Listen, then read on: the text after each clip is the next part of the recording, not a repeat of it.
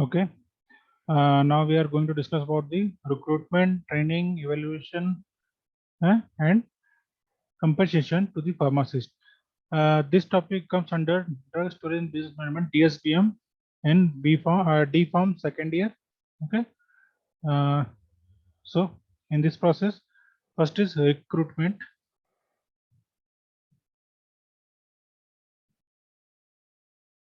Okay. What is recruitment? In general, we can understand that recruitment is a process of searching. Okay. The process of searching or finding and hiring. ठीक है. अब इसमें क्या करते हैं, किससे higher करते हैं, ये प्रोसेस का सर्चिंग का प्रोसेस क्या है, जॉब एप्लीकेशन यहाँ पे इनवाइट किया जाता है. ठीक है. एंड सिलेक्शन प्रोसेस में क्या होता है, the process of choosing. Selection कब करते हैं, जब हमारे पास पहले से सारी चीजें एप्लीकेशन आ गए हैं, अब हमको उसमें से फाइंड आउट करना या सिलेक्शन करना है हमको कि which one is the most suitable candidate. ठीक है. अभी यहाँ पे we understand how. So, recruitment is the process of finding and hiring the best and most qualified candidate for a job opening in a timely and cost effective manner. अब recruitment जो process है, इसमें हमको क्या चीज बातें ध्यान रखनी है. Recruitment is the process of finding. ये फाइंड करना, हमको सर्च करना, खोजना है. ठीक है. एंड हायरिंग, खोज के, और हायर मतलब उसको नियुक्त करना है. The best and the most qualified, सबसे मोस्ट सुटेबल, बेस्ट वाला कैंडिडेट, मोस्ट क्वालिफाइड, जो हमको पोस्ट देनी है उसके लिए जो भी क्वालिफिकेशन चाहिए उतनी क्वालिफिकेशन का हो फॉर द जॉब ओपनिंग्स. और ये सारे प्रोसेस करने के लिए जो भी चीज़ होनी चाहिए वो विद इन टाइम, टाइमली होनी चाहिए. ऐसा नहीं कि आप 6 महीना आदमी खोज रहे हैं रिक्रूटमेंट के लिए. आपको टाइमली रिक्रूट करना है और इन अ कॉस्ट इफेक्टिव मैनर. मतलब अगर हमको रिक्रूटमेंट के लिए एडवर्टाइजमेंट भी करना है तो उसमें हमको कितना खर्चा करना है, ये सारी चीजें हमारा पहले से प्री डिटरमाइन होती है कि हमको कितना रुपया किस पे खर्च करना है. रिक्रूटमेंट प्रोसेस पे, एडवर्टाइजमेंट पे, है, और बाकी हायरिंग के लिए जो भी खर्चा होना है उस पे हमारा मॉनिटरिंग होना चाहिए. ठीक है. अब इसमें नेक्स्ट अगला क्या कह रहा है, the recruitment of pharmacist in government sectors. Government sectors में रिक्रूटमेंट ऑफ फार्मासिस्ट जो करते हैं, स्टेट गवर्नमेंट में भी करते हैं, सेंट्रल गवर्नमेंट भी करते हैं. तो स्टेट और सेंट्रल गवर्नमेंट की जो रिक्रूटमेंट्स हैं, ठीक है, ये स्टेट और सेंट्रल गवर्नमेंट की एजेंसीज हैं, रिक्रूटमेंट एजेंसीज, जो कि ये सिलेक्शन प्रोसेस करती हैं. ये सिलेक्शन कैसे करते हैं, सर्विस सिलेक्शन बोर्ड के थ्रू. ठीक है. अब सर्विस सिलेक्शन बोर्ड में जैसे आपका आता है कि UPPSC, Uttar Pradesh public service commission. ठीक है. इस तरह से आपके आते हैं जो आपके सिलेक्शन प्रोसेस में कंट्रीब्यूट करते हैं स्टेट गवर्नमेंट के लिए. In private sectors, private sectors में क्या होते हैं, प्राइवेट सेक्टर्स में लाइक सेल्समैन में एमआर के लिए हो गया, एरिया मैनेजर उसमें होते हैं, डिस्ट्रिक्ट लेवल पे, फिर आपके स्टेट लेवल पे होते हैं, जोनल लेवल पे होते हैं, टेरिटरी लेवल पे होते हैं. तो उसमें ये सारे के प्राइवेट में है. फार्मासिस्ट की वैकेंसी आती है प्राइवेट में, प्राइवेट हॉस्पिटल्स के लिए, प्राइवेट ड्रग स्टोर्स के लिए, ठीक है, रिटेलर्स के लिए, सब में प्राइवेट सेक्टर्स में आते हैं. कंपनी जॉब आती है, recruitment done by either bye owner. ये या तो इस सब चीज़ों में प्राइवेट में या तो ओनर खुद से रिक्रूट करता है कि वॉक इन करा दिया through electronic media, through newspapers, advertisement करा के, या फिर और भी प्रोसेस हैं जैसे माउथ टू माउथ, या अपने एम्प्लॉयज के थ्रू एडवर्टाइज करा दिया कि भाई आपको कोई जानने वाला हो तो आप ले आओ फलाने क्लास क्वालिफिकेशन का. अगर मान लिया फार्मासिस्ट है, कोई फार्मासिस्ट काम कर रहा है तो उससे कहेगा कि भाई आपको एक फार्मासिस्ट चाहिए, आप किसी को हो कोई नया, न्यू अगर ज्वाइन करने वाला कोई हुआ हो कि अभी नया नया अभी कंप्लीट किया हो डिग्री, फॉर फार्मासिस्ट एलिजिबल हो, रजिस्टर्ड फार्मासिस्ट हो, आप उसको ले आओ. तो ये क्या है, इंटरनल सोर्सेज, मतलब जो उसके पास एम्प्लॉयज थे उन्हीं को बोल के और नए लोग को ज्वाइन कराने का तरीका. ये अभी आगे हम देखेंगे. आगे इसमें क्या कर रहा है, an advertisement can be given in the leading daily newspapers. Newspapers में आप एडवर्टाइजमेंट दे सकते हो, पॉपुलर मैगजीन्स में आप दे सकते हो एडवर्टाइजमेंट, एंड प्रोफेशनल जर्नल्स, और जर्नल्स जो आते हैं प्रोफेशनल पर्टिकुलर फार्मासिस्ट के लिए या फिर जो भी उससे रिलेटेड हैं, जो भी जर्नल्स उससे रिलेटेड आते हैं मार्केट में, उसमें आप जहाँ पे आप पे सिर्फ रिक्रूटमेंट से रिलेटेड चीजें रहती हैं, जैसे अगर रोजगार समाचार आता है गवर्नमेंट के लिए, गवर्नमेंट की हायरिंग कहीं रहेगी तो उसमें रोजगार समाचार में उसमें एडवर्टाइजमेंट देगा कि कहाँ पे किसकी भर्ती निकली हुई है। ठीक है। अब इसमें नेक्स्ट क्या कर रहा है, the candidate the detailed description of the post is given and interested candidates are required to submit biodata और रिज्यूम। अब जो क्या करते हैं, जो रिक्रूटमेंट के लिए आपने भेजा है, मीन्स जो एडवर्टाइजमेंट निकला है, the detail description of the post is given in the given and interested candidate. अब उसमें जो भी रिक्वायरमेंट है उनकी, कि एज लिमिट उसमें करना है, एज लिमिट कर दिए, ठीक है, क्वालिफिकेशन कर दिया, क्वालिफिकेशन दे दिए, एक्सपीरियंस मांग रहा है कि इनका experience minimum 1 year 2 year 3 year 5 year 10 year, जो भी इनका एक्सपीरियंस क्राइटेरिया मांग रहा है वो एक्सपीरियंस का क्राइटेरिया डाल दिए। उसमें जो उनकी क्राइटेरिया है उसमें जो भी फिट बैठ रहा है, दे आर इनवाइटेड। वो क्या करेंगे, वो इंटरेस्टेड कैंडिडेट वो अप्लाई करेंगे, अपना सीवी बायोडेटा भेजेंगे, रिज्यूमे भेजेंगे बाय पोस्ट बाय मेल, और भेजने के बाद क्या करेंगे, वहां पे फिर नेक्स्ट प्रोसेस शुरू होगा। इसमें पहला प्रोसेस जो आता है सिलेक्शन का। ठीक है। अब सिलेक्शन प्रोसेस में क्या करते हैं, a well organised selection procedure has to be adopted. क्या है कि जो भी सिलेक्शन का प्रोसीजर है उसमें पहला चीज क्या है उसमें, कि वेल ऑर्गेनाइज होना चाहिए। कुछ भी इसमें मिस कम्युनिकेशन या मिसपरसेप्शन टाइप का नहीं होना चाहिए। Everything should be pre planned way, कि हमको ऐसे सिलेक्शन के लिए ऐसे इनवाइट करना है, इतने लोग को किसको इनवाइट करना है, वो सारे सिलेक्शन प्रोसेस का एक पूरा प्रोफार्मा है, उसको प्रोटोकॉल वो फॉलो करेंगे। ठीक है। अब क्या कर रहा है इसमें, a well organise selection procedure has to be obtained adopted to select suitable candidate for various jobs। अलग अलग, जैसे मान लीजिए आप कहीं पे वैकेंसी निकली है कि ट्रेनी फार्मासिस्ट भी चाहिए, हॉस्पिटल फार्मासिस्ट भी चाहिए, चीफ फार्मासिस्ट भी चाहिए, तो उसमें क्या है, अलग अलग पोस्ट के लिए अलग अलग क्वालिफिकेशन चाहिए, अलग अलग पोस्ट के लिए अलग अलग स्किल चाहिए, अलग अलग पोस्ट के लिए डिग्रीज। मान लीजिए सिमिलर भाई, फार्मेसी से रिलेटेड फार्मासिस्ट करेगा, बट अगर उसमें मांग रहा है कि आपको स्टोर मेंटेन करना है, आप ड्रग ड्रग स्टोर मेंटेन करना है, तो आपका एक्सपीरियंस मांगेगा कि ड्रग स्टोरेज में आपको परचेजिंग में लगाना है उसको, तो आपका सेल परचेज में आपका एक्सपीरियंस होना चाहिए। आपको प्योर मेडिसिन डिस्ट्रीब्यूशन के लिए रखना है, डिस्पेंसिंग काउंटर पर रखना है, तो आपको उसका एक्सपीरियंस होना चाहिए। तो उस हिसाब से उसका सिलेक्शन क्राइटेरिया फिक्स करेंगे, और selected selection submit candidate of various jobs के लिए, जो भी क्या है कि जो भी आप सिलेक्शन करेंगे सुटेबल कैंडिडेट का करना चाहिए, जिसके पास वो पर्टिकुलर एक्सपीरियंस हो, उसको वो चीज़ आती हो। जैसे इन जनरल बात किया जाए तो, जैसे कहने लैंग्वेज की बात करते हैं, कि अगर मान लीजिए आपका फार्मासिस्ट की भर्ती निकली है, रेलवे में निकली है, तो ज्यादातर क्या है कि सिलेक्शन अगर रेलवे का निकलता है तो उसमें क्या है कि थ्रू आउट इंडिया आपको कहीं ना कहीं दे सकते हैं। बट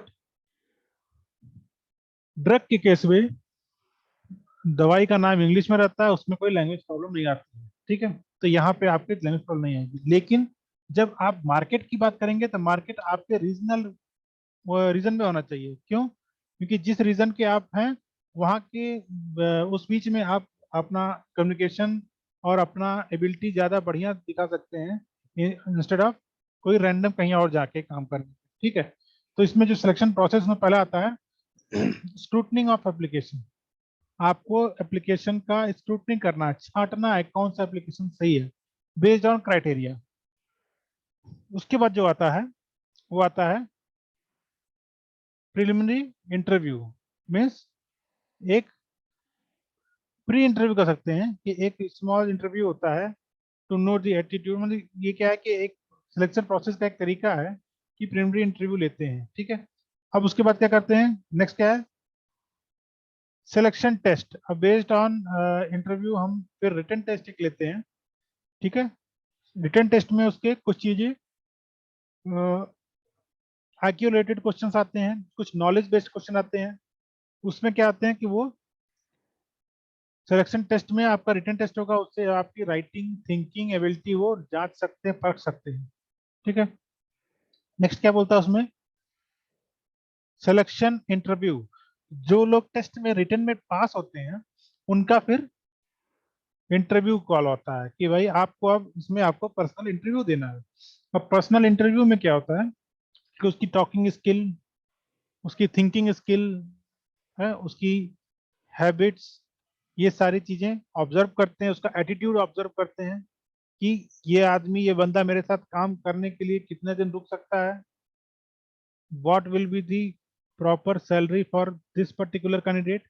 अगर कोई बहुत बढ़िया कैंडिडेट है जिससे हमको बहुत ज्यादा प्रॉफिट होगा तो उसको पैसा ज्यादा देके भी रोकना पड़ सकता है, और अगर कैंडिडेट बढ़िया नहीं है तो वो आधे सैलरी पे भी काम करने को तैयार है तो भी रिक्रूट नहीं करते हैं। ठीक है, तो नेक्स्ट क्या बता रहा है इसमें, फिजिकल एग्जामिनेशन।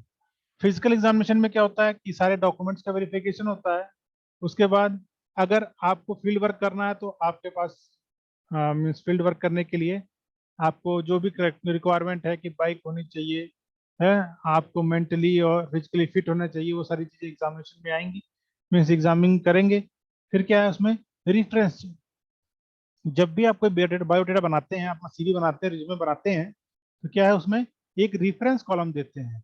रेफरेंस कॉलम का पर्पस क्या है कि रेफरेंस कॉलम जब हम देते हैं उसमें रेफरेंस, रेफरेंस अपने टीचर्स का देते हैं, अगर कोई फ्रेशर अपने टीचर्स का देगा, और कोई एक्सपीरियंस वाला है तो अपने प्रीवियस एम्प्लॉयर का देगा, या जिसके अंडर में काम किया है, जो भी उसका सीनियर मैनेजर रहा है, जो भी रहा है, या फार्मासिस्ट है तो अपने यहाँ के चीफ फार्मासिस्ट का देगा है, मेडिकल जो मेडिकल डॉक्टर्स हैं उसमें उनका रेफरेंस देगा। उससे क्या होता है, ये बताया जाता है इसके रेफरेंस के थ्रू कि हम यहाँ काम किए हैं और हमारे काम को सर्टिफाई करने के लिए ये पर्टिकुलर रेफरेंस है, आप इसको पता कर लीजिए।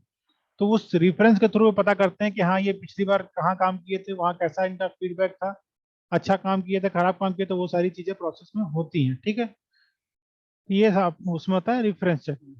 अब उसमें नेक्स्ट क्या आता है, अगला आता है उसमें financial final selection. Final selection में क्या होता है कि सारे चीजों को कंपाइल करके उनका फाइनल सिलेक्शन प्रोसेस करते हैं कि हाँ now you are going to be recruited as a employee. ठीक है, अब उसके बाद से प्लेसमेंट। प्लेसमेंट में क्या होता है कि आपका किस जगह पे, आपको कौन सी जगह पे आपको रखा जाएगा, which will be your most stable place to work, उसके हिसाब से आपको सिलेक्शन करते हैं। अब इसको वन बाय वन हम थोड़ा देखेंगे कि ये प्रोसेस कैसे होते हैं। पहला आता है आपका स्क्रूटनिंग ऑफ एप्लीकेशन। ठीक है, स्क्रूटनी ऑफ एप्लीकेशन में क्या पॉइंट्स हैं, स्क्रूटनी ऑफ एप्लीकेशन में है कि द एप्लीकेशन रिसीव्ड, क्या application received up to due date are carefully scrutinised. मतलब किसको आप सिलेक्शन के लिए स्क्रूटिंग का एप्लीकेशन किसको करेंगे, जिससे एडवर्टाइजमेंट अगर निकालते हैं तो उसमें डेट देते हैं। क्या डेट देते हैं कि इस डेट के पहले तक आपके जो भी रिक्रूटमेंट के लिए जो भी एप्लीकेशन है वो आमंत्रित किए जाएंगे। ठीक है, अब आमंत्रित किए जाएंगे, मान लीजिए आप 15 अप्रैल तक के एप्लीकेशन, तब 15 अप्रैल तक जो भी एप्लीकेशन आए उसको ही छाटेंगे, उसके बाद वालों को रिजेक्ट कर देते हैं। ठीक है, अब क्या कर रहा है, the application received up to due date, due date तक के जो एप्लीकेशन रिसीव उसको आर केयरफुली स्क्रीन स्क्रूटेंड। ठीक है, अब क्या करेंगे, अब कैसे स्क्रूटिंग के प्रोसेस में क्या क्या चीज आती हैं, द इनकम्प्लीट एप्लीकेशन, जो भी कंप्लीट एप्लीकेशन नहीं है, मान लीजिए कोई प्रोफार्मा दिया आपको, ये चीज लिख के देना है, नेम एज बॉडी वेट जो भी है उसमें, उसके अलावा मान लीजिए आपका एक्सपीरियंस कितना है, आपका प्रीवियस वर्किंग प्लेस क्या था, कितना विड्रॉन सैलरी थी, वो सारी चीजें एप्लीकेशन वो एक फॉर्मेट दी है, वो सारी चीजें भर के देनी है। उसके बाद भी लास्ट में आपका डीलू साइंड बाई, साइन करने के बाद देना है। ठीक है, अब साइन अगर नहीं है तो भी एप्लीकेशन कंप्लीट है। डेट एंड प्लेस, ये दोनों चीजें वहां पे नोटेड रहती है, नोट डाउन की रहती है। ठीक है, तब ये सारी चीजें आपको जब भी आप एप्लीकेशन करेंगे तो ये सारी चीजें आपको, इवन अगर आप साइन करके नहीं दिए मीन्स आपका एप्लीकेशन फिलअप नहीं है प्रॉपरली, और ये आपका मिसकंडक्ट माना जाता है कि आप इतना केयरलेस हैं कि आपने एप्लीकेशन पे साइन करने की जहमत नहीं उठाई, मीन्स ये आपका सिलेक्शन प्रोसेस में रिजेक्शन पहले हो गया। ठीक है, तो इसमें आपको सिग्नेचर वगैरह आपको सब चीज कंप्लीट करनी है, जो भी उसमें चीज मांगा है, अगर आपका पैन का मांगा है डिटेल, आधार का मांगा है, यूजली एक आध कोई आईडी मांगते हैं, फोटोग्राफ चाहिए, पासपोर्ट साइज चिपकी होनी चाहिए, वो सारी चीजें आपकी फुलफिल होनी चाहिए। एक्सपीरियंस का मांगा है तो एक्सपीरियंस का आपको एक्सपीरियंस लेटर लगाना है, प्रूफ देना है। ठीक है, वो सारी चीजें, आपको ट्रेनिंग किया है कहीं, ट्रेनिंग का एक्सपीरियंस देना है, आपको सैलरी पूछा है तो सैलरी का एक स्टेटमेंट देना है कि हाँ हमारी ये सैलरी रही है। ये सारी चीजें आपको करनी रहती हैं। ठीक है, अब इसमें क्या पूछ रहा है, जो भी ये सारे प्रोसेस में जो भी एप्लीकेशन भरा है, those candidates are not fulfil the required eligibility are rejected. जिन्होंने भी जो भी रिक्वायर्ड एलिजिबिलिटी बनाया था कि ये चीज चाहिए वो चीज चाहिए, अगर वो नहीं हो पाया तो आपका फॉर्म रिजेक्ट हो जाएगा। ठीक है, नेक्स्ट इसके प्रोसेस में आता है प्रिलिमिनरी इंटरव्यू। ठीक है, इसमें क्या करते हैं प्रिलिमिनरी इंटरव्यू में, the candidates are considered and, इसमें क्या है, the candidates are considered and eligible suitable on the basis of their application are called for preliminary interview। अब क्या करते हैं कि पहले जो आपका प्रोसेस था, ठीक है, जो आपका पहला प्रोसेस था रिक्रूटमेंट का, उसके हिसाब से आपको क्या क्या चीजें चाहिए थी नहीं चाहिए थी, उसके हिसाब से आपने सिलेक्शन किया। सिलेक्शन क्या किया, स्क्रूटनिंग किया एप्लीकेशन का।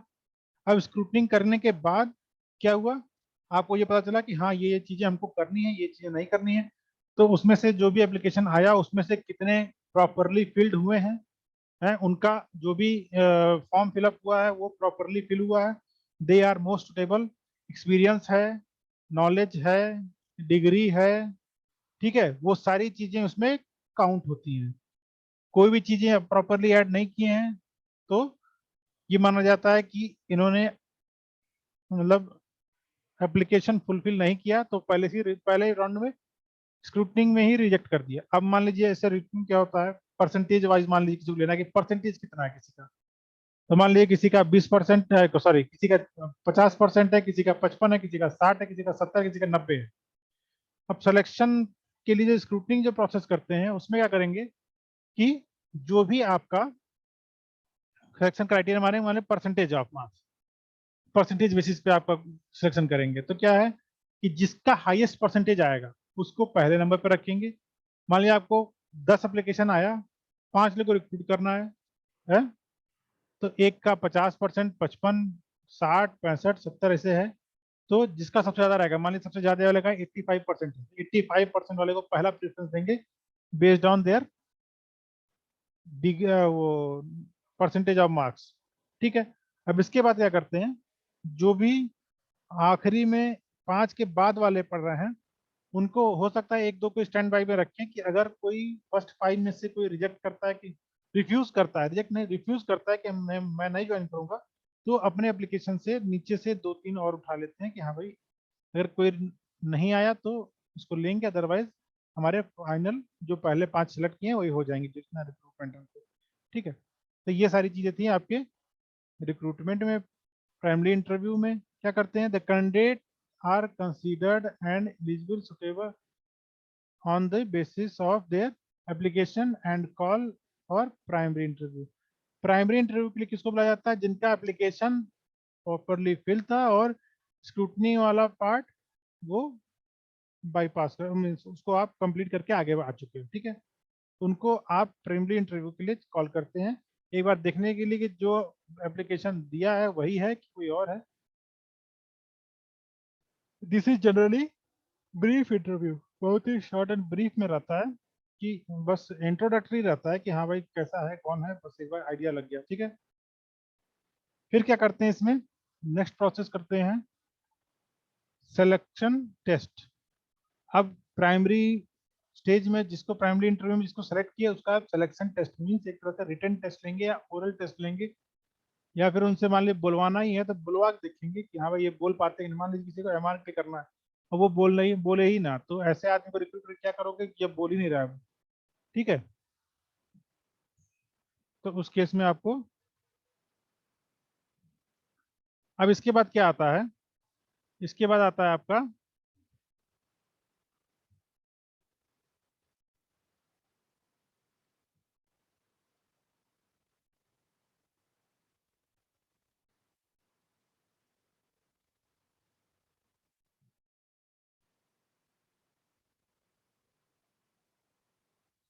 ठीक है, इसके बाद क्या आता है आपका, इसके बाद आपका आता है सिलेक्शन टेस्ट। सिलेक्शन टेस्ट में क्या होता है, सिलेक्शन टेस्ट में the selection test is, it may be written और ओरल टेस्ट, ठीक है। ये ओरल होगा या रिटन टेस्ट होगा, ठीक है। इसके बाद कहते हैं the technical knowledge and administrator, the technical knowledge test करते हैं एंड एडमिनिस्ट्रेशन कैपेबिलिटी टेस्ट करते हैं उसकी, ठीक है, कि वो कोई चीज मैनेज कैसे कर सकता है, नहीं कर सकता है, नॉलेज क्या है, टेक्निकल नॉलेज क्या है उसके बारे में, वो सारी चीजें आपको जो बताएगा। इसके बाद क्या आता है इसमें, अगला प्रोसेस में the technical knowledge and administrate capability के बाद कैन बी जज फ्रॉम दिस टेस्ट, उनकी टेक्निकल नॉलेज और एडमिनिस्ट्रेशन वाली कैपेबिलिटी जज करते हैं through this test. Now physiological test is carried out, means nowadays psychological test is carried out in this test। अब कैसे करते हैं, साइकोलॉजिकल टेस्ट मीन्स इनका इमोशनल टेस्ट करते हैं कि हाउ दे थिंक, ऐसा तो नहीं कि एकदम रूड है कि भाई किसी काम को करने के लिए किसी हद तक जा सकते हैं, कट थ्रोट कंपटीशन कर सकते हैं, अनफेयर मीन कर सकते हैं, तो उनका ये सारी चीजें साइकोलॉजिकल, उनका क्या एटीट्यूड है, वो सारी चीजें टेस्ट करना बहुत ही जरूरी हो जाती है, ठीक है। अब इसके बाद नेक्स्ट क्या बोलता है इसमें, the following test are commonly used in the selection process. कौन कौन से फॉलोइंग टेस्ट है, इंटेलिजेंसी टेस्ट, ये क्या होता है, आईक्यू टेस्ट करते हैं, estimation of IQ, mental alertness उसका चेक करते हैं कि मेंटल अलर्टनेस कैसा है, ठीक है। अब इसके बाद क्या करते हैं, एटीट्यूड एप्टीट्यूड का टेस्ट करते हैं, कैसे, इसमें करते हैं हम measure capacity to learn skill potential. इसमें एप्टीट्यूड टेस्ट में आपका एटीट्यूड कैसा है, आपका लर्निंग में है, आप सीखना चाहते हैं, स्किल आप में है, पोटेंशियल आप में है, ये सारी चीजें टेस्ट करते हैं, ठीक है। और इसमें क्या देखते हैं, trade test. Trade test means आपको ट्रेड व्यापार से संबंधित कितनी जानकारी है, measure level of knowledge and skill, आपकी पर्टिकुलर फील्ड में कैसी नॉलेज है, आपके पास कैसी स्किल है, आप कन्विंस कर पाते हो किसी को बात से। भाई अगर आपको एमआर के लिए कोई भर्ती करा रहा है तो एमआर मतलब क्या, आपको अपने प्रोडक्ट का डिटेलिंग करनी है, डिटेलिंग के बाद आपको जिसके थ्रू, जिस कंपनी के में आप काम कर रहे हो उसका प्रोडक्ट आपको सेल कराना है, तो आपको कम से कम दिन भर में 10 डॉक्टर से मिलना है, 10 में से आपको कुछ मिलेंगे जो लिखते हैं, कुछ मिलेंगे जो वो समझ के लिखना शुरू करेंगे, कुछ मिलेंगे जो आपको कन्वर्ट करना है कि भाई दूसरे का मन मत यूज कीजिए, मेरा यूज कीजिए, ठीक है। तो ये सारी चीजें आपकी इसमें आती हैं कि आपको एक बिजनेस के लिए जो जो स्किल चाहिए वो आपके में है कि नहीं, आपको उसके बारे में नॉलेज है कि नहीं, ये सारी चीजें also called as performance test, ठीक है। नेक्स्ट आपका आता है पर्सनालिटी टेस्ट। पर्सनालिटी टेस्ट में आपका इमोशनल बैलेंस और मेच्योरिटी का टेस्ट करते हैं, ठीक है। इमोशनल बैलेंस मतलब आप इतना भावुक ना हो जाए कि अपना सब कमवा छोड़ के किसी काम करने लगे, जैसे मान लीजिए अगर कोई हॉस्पिटल चला रहा है, ठीक है, और हॉस्पिटल में कोई मरीज आ गया, इसको खून की जरूरत है, तो सब कोई नहीं मिल रहा, अपने खून दे रहा है, अपने कितने लोग को दे पाएगा? तो इमोशन से नहीं, फैक्ट के थ्रू काम करने के लिए एबिलिटी हो। ये नहीं कि इमोशनल फैक्टर के साथ अपना भावुक होकर उसी में बह लिए, ऐसा नहीं होना चाहिए। क्यों? क्योंकि आपको भावना से नहीं, आपको दिमाग से काम करना है। क्यों? क्योंकि जो भी आपको रिक्रूट करेगा, they are recruiting for their business to grow, और आपको उसके हिसाब से काम करना है। ठीक है, नेक्स्ट इसमें आता है सिलेक्शन इंटरव्यू। अब सिलेक्शन इंटरव्यू ये इसका बहुत महत्वपूर्ण पार्ट है।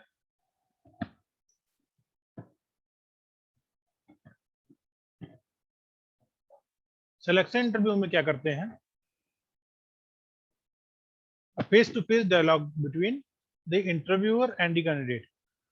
आमने सामने बैठ के और बात विवाद होती है, क्वेश्चनिंग आंसर होती है, डायलॉग डिलीवरी होती है कि ये जानते हो, जैसे आपको कुछ सब्जेक्ट रिलेटेड पूछ सकता है, कुछ रैंडमली कोई केस दे सकता है, और हमको आप हमारे लिए क्या कर सकते हो ये भी पूछ सकता है। मतलब वो ये जानना चाहता है कि आप सिलेक्शन जो आपका इंटरव्यू हो रहा है, इसमें आप कोई चीज को किस तरह से सोचते हो, कैसे करते हो। ठीक है, इससे क्या होता है कि आपका हर चीज पर्सनल इंटरव्यू में आपको हर चीज निकल के सामने आती है। ठीक है, it is the most popular technique of selection. Selection का मोस्ट पॉपुलर टेक्निक है। ठीक है, the main purpose of selection interview is, the selection interview का मेन पर्पज क्या है? To find out the suitability of candidate. आपको selection के लिए जो कैंडिडेट हैं उनको फाइंड आउट करने के लिए,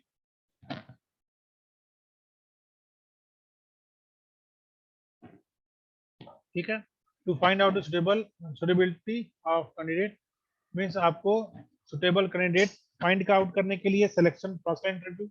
मान लीजिए कोई रिटर्न में बहुत बढ़िया किया, सब कुछ किया, सिलेक्शन इंटरव्यू में क्या हो रहा है कि उसको पता चल रहा है कि अरे ये तो बोल ही नहीं पाता है, हम्म, या फिर उसको बोलने में टेम्परिंग प्रॉब्लम है, अकलाता है, तो ऐसे लोग फिर मार्केटिंग में दिक्कत आएगी। बट वो कैंडिडेट अपने आप को प्रूव कर सकता है कि नहीं ये हमारा अकलाना हमारी कमजोरी नहीं है, वो उसका पर्सनल है। ठीक है, तो वो आपका एप्टीट्यूड और वो सारी चीजों में आएगा कि कैसे वो अपने आप को सिद्ध कर सकता है कि no I am eligible for this, I can manage this things very well. ठीक है, अब इसमें नेक्स्ट क्या पूछता है?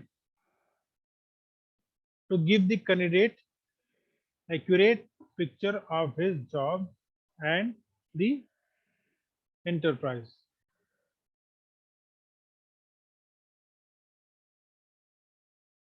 सिलेक्शन प्रोसेस में जो सिलेक्शन इंटरव्यू है, ये क्या करता है? To give the candidate accurate picture of his job. उसका जो काम है, जो रिक्रूटर है, जो इंटरव्यूअर है, वो आपको जो भी इंटरव्यू देने के लिए आया है, उसको आपको वो आपको समझा देगा कि आपका जो जॉब नेचर है उसका क्या रोल है, कैसे करना है, वो सारी चीजें इसमें एक्सप्लेन करेगा सिलेक्शन इंटरव्यू में। अगला जो आपका आता है, वो आपका आता है फिजिकल एग्जामिनेशन। ठीक है, ध्यान रखिएगा, फिजिकल एग्जामिनेशन। ठीक, फिजिकल एग्जामिनेशन में क्या होता है? Is of the candidate. Physical examination किसका करेंगे? कैंडिडेट करेंगे।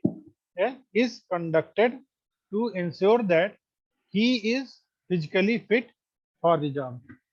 अब किसी को ट्रेवलिंग करना है 40-50 किलोमीटर डेली, अगर मार्केटिंग में है, ठीक है, या फिर मान लीजिए आपको मेडिकल स्टोर में है, तो आपको मेडिकल स्टोर में 4 घंटा 5 घंटा खड़े होकर डिस्पेंसिंग करना, दवा देना है, बनाना है।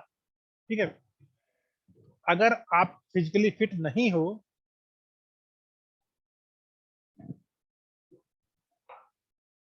ठीक है, अगर आप फिजिकली फिट नहीं हो कि आप 40-50 किलोमीटर डेली ट्रेवल कर पाओ, 3 से 4 घंटा आप खड़े होके दवा का पर्चा पढ़ो और दवा दे पाओ, then you are not suitable for the job. ठीक है, आप फिजिकल टेस्ट में फेल हो जाओगे।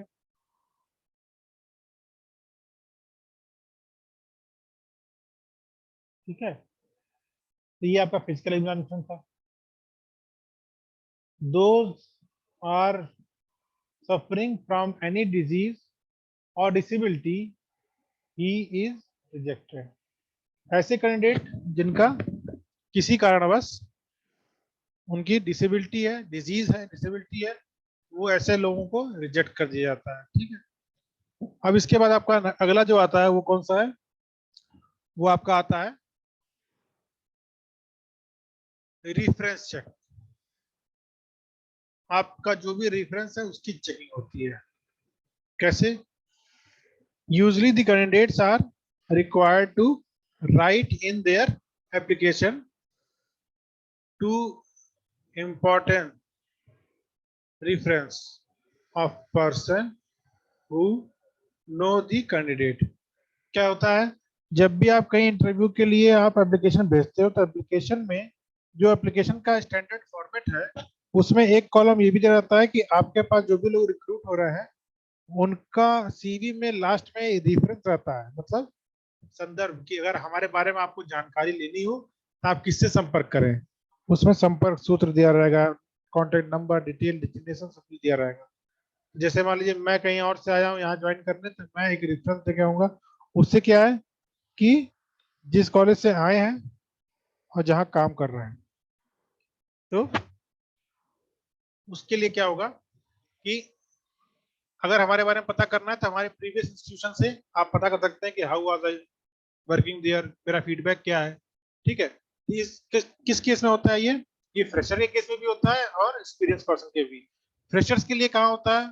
फ्रेशर्स के केस में ज्यादातर क्या होता है कि उसके जो भी टीचर्स हैं, ठीक है, जो भी उसके टीचर, प्रिंसिपल या फिर जो उसके ट्रेनर रहे हैं और ट्रेनिंग दे रहे हो उनके लिए होता है। ठीक है, वो रेफरेंस वाला कॉलम देते हैं, जो भी आपका जो भी कैंडिडेट है वो अपने सीवी पे ये सारी चीजें ऐड करके देगा। नेक्स्ट क्या पूछता है इसमें? Final selection and placement. अब इसमें अगला लास्ट क्या है? Final selection and placement. क्या होता है इसमें? The candidates who have been found suitable in all respects. ठीक है, ऐसे कैंडिडेट्स जो सारी चीजों को क्रॉस करके और found to be suitable all respects are appointed by issuing appointment letter. अब क्या होता है, जितने लोग को आपने सेलेक्ट कर लिया, सब कुछ कर लिया, ठीक है, किसको सेलेक्ट किया? जिनको आपने पाया कि इनका जो भी क्राइटेरिया है, ये जो हमारा जो भी सिलेक्शन क्राइटेरिया है वो ये फुलफिल कर रहे हैं, ठीक है, उनका ये सिलेक्शन प्रोसेस करते हैं। सिलेक्शन करने में क्या होता है? पहला स्टेप, जिनको आपने शॉर्ट आउट किया है कि these are the good candidates, उनको आप अपॉइंटमेंट लेटर इशू करोगे।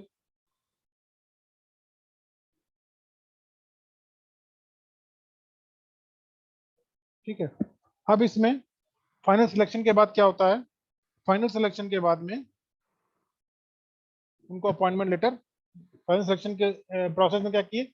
उनको अपॉइंटमेंट लेटर इशू कर दिए। Appointed on probation period means जो भी नए रिक्रूटमेंट होंगे उनका एक प्रोबेशनरी पीरियड होगा कि 6 मंथ, 1 ईयर, 1 मंथ, 2 ईयर्स, जैसा उसका पॉलिसी है। अलग अलग कंपनीज की अलग अलग पॉलिसी होती है, उसके अकॉर्डिंग उनको क्या करेंगे? प्रोबेशनरी पीरियड में रखते हैं। मीन्स वो अंडर ऑब्जर्वेशन है। वो जो प्रोबेशनरी पीरियड रहता है उसमें कंपनी आपको कभी भी निकाल सकती है without giving notice also in some cases. तो ये जो आपका है 6 मंथ का या 1 ईयर का पीरियड या कहीं कहीं पर 2 साल का बॉन्ड बढ़ाते हैं, कि आपको कैसे रहना, क्या करना, वो सारी चीजें पहले से मिल सकती। Successful completion of this period means appointed on probationary period to be appointed हुए थे, a successful completion of this period they are made permanent employees। अब जो भी सिलेक्शन पीरियड का उसमें प्रोबेशनरी पीरियड दिया है 6 मंथ का, 7 मंथ का, 1 ईयर का, जो भी है वो उनका सिलेक्शन वो पूरा करने पे, वो प्रोबेशनरी पीरियड पूरा करने पे उनको फिर परमानेंट एम्प्लॉय की तरह से अपॉइंट कर देते हैं। ठीक है, तो ये जितने पार्ट थे आपके, ये आपका था under recruitment training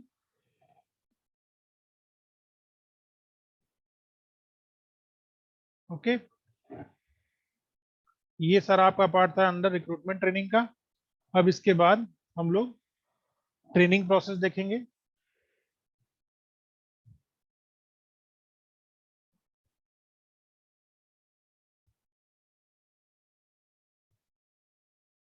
thank you.